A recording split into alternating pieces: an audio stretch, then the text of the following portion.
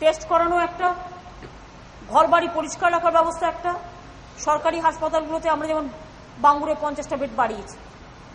আমরা পিজি হাসপাতালে আমি নিজেও সকালে আজকে গিয়েছিলাম, আমি সারপ্রাইজ ভিজিট দিয়ে জানতে চেয়েছিলাম, নিজেই একটু সারপ্রাইজ ভিজিট দিয়ে জানতে চেয়েছিলাম কি হচ্ছে। আমি পিজিতে প্রায় 6-7 জন ডাক্তার এমার্জেন্সিতে ছিল, তাদের আমি জিজ্ঞেস করলাম, আমি গিয়েছিলাম তখন তো 11-10টা সবে, যে আপনার এখানে আজ সকালবেলায় জ্বর হয়ে কতগুলো কেস এসছে। পিজি তো সবচেয়ে বড় হাসপাতাল, তারা আমাকে বললো 3-4 জন এসছে। তাই আমি বললাম 3-4 জনের মধ্যে ডেঙ্গু হয়েছে কজনে? বললো না আমরা সেরকম পাই। সুতরাং কোথাও কোথাও হচ্ছে, আবার কোথাও হচ্ছে দেখিয়ে কেউ আবার এটাকে প্যানিক করার চেষ্টা করছে। তাই বলি প্যানিকই হবেন না, সতর্ক থাকুন, আতঙ্কিত হবেন না।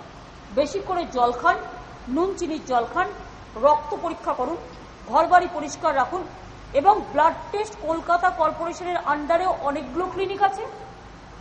কতগুলো আছে? প্রত্যেকটা ওয়ার্ডে ওয়ার্ডে আছে। ওগুলো দেখতে হয়তো বেলভিউ নার্সিংহোমের মতো সুন্দর নয়, ছোট্ট জায়গা, কিন্তু টেস্টটা হয়, এটা মাথায় রাখতে হবে, টেস্টটা হয়। কারণ বেশি লোককে পরিষেবা দিতে হয় এবং ওদের ক্ষমতা কম, ওদের হেলথের ক্যাপাসিটি কম। ওদের তো হেলথ ডিস্ট্রিক্ট নয়, ক্যাপাসিটি কম, যে জন্যই medical college, NRS, RG Kar PG এসব হসপিটালগুলো আছে। আর 2 হচ্ছে স্বাস্থ্য দপ্তরকেও বলে দেওয়া হয়েছে, তারাও টেস্ট করার সব ব্যবস্থা করেছে।